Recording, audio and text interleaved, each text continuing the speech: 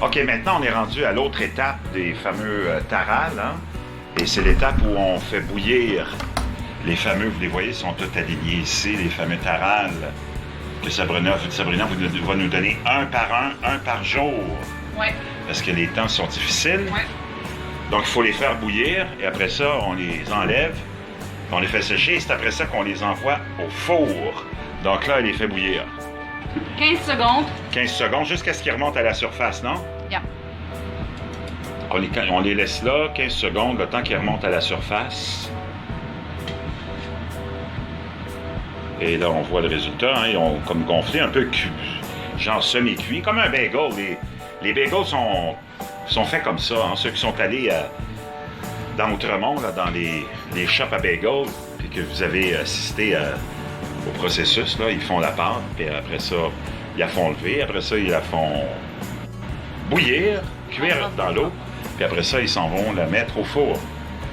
Donc, on les dépose dans l'eau. Oui. On n'en met pas trop à la fois parce qu'on veut pas que, naturellement, l'eau se refroidisse, puis on veut pas qu'il se colle non plus. Donc, c'est long. Donc, de la pâte à la faire lever, la rouler, la mettre en forme, comme ça.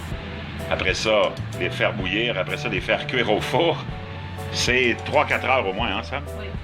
Peut-être plus. Peut-être plus même. 4-5 heures.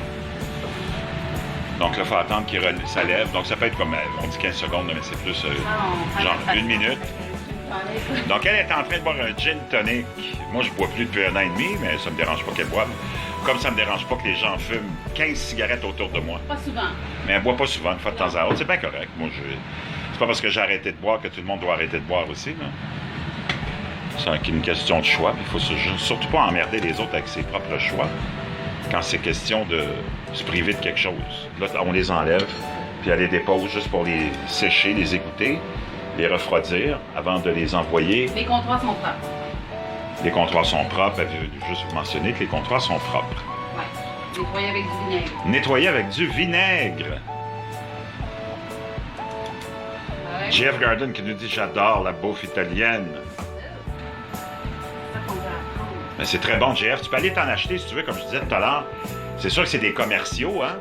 C'est pas comme ceux qui sont faits à la maison, naturellement, par une vraie Italienne. Une vieille Italienne. Hence my gin tonic. Mais ils sont quand même bons, JF. Tu peux t'acheter ça. C'est des tarales. Ça s'appelle des tarales. Tu peux aller... Une place où je peux vous suggérer que j'aimais bien aller quand j'étais plus jeune et qui est dans la petite Italie, c'est la fameuse épicerie Milano. C'est gigantesque. Il y a toutes sortes de produits, il y a naturellement qui sont d'Italie. Et c'est sûr que tu vas trouver une variété de différents tarales et de différentes qualités, j'imagine. Donc, pour ceux qui sont intéressés, en apéro avec un petit verre de... Ceux qui boivent, là encore, hein? With the beer. Avec une bière ou avec un verre de blanc. Un verre de blanc, c'est vraiment quelque chose à essayer, tu sais, comme petite grignotine à l'apéro, au lieu de toujours mettre les mêmes choses, on s'habitue toujours aux mêmes affaires, là. Ou remplaçant par ça remplace les chips. Ou ça peut remplacer les chips le soir, quand t'as une petite rage de salé, mais juste un, parce que là, il y a Luc Lepage qui nous a mis un personnage un personnage de Bob l'éponge, comment il s'appelle cet enfoiré-là? Patrick. Patrick qui mange des fameux burgers, comment est-ce qu'il les appelle? Krabby Patty. Les Krabby Patty! Là, il y en a qui est en train de s'ouvrir une bière déjà, je pense, ou du champagne, c'est Carl Morneau. Cheers! Salut!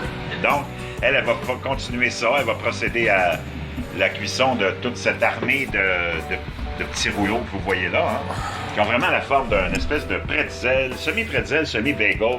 Mais c'est sûr que les commerciaux, c'est pas comme si vous aviez comme moi, j'ai la chance d'avoir une vieille italienne chez nous.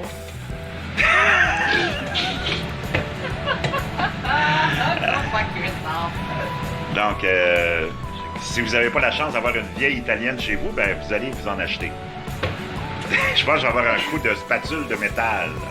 Vous connaissez les Italiens avec leur leur cuillère de bois. Donc, JF qui dit, Jean, bravo pour ta sobriété. Tu es sage, mon ami. Ouais, ça fait 1 an et demi, puis... Yeah. À moins que l'assaut de la fin du monde soit annoncé demain, je ne retoucherai jamais à l'alcool, mais ça, c'est une question de choix, tu comprends? Donc, on va la laisser finir, puis après, je vous montrerai le produit final qui sort du four, pendant que ma vieille italienne continue à faire bouillir ses... C'est ta vieille italienne, hein? OK, hop, je pense que je vais... Alright. Je pense que je vais m'en rappeler. À la prochaine.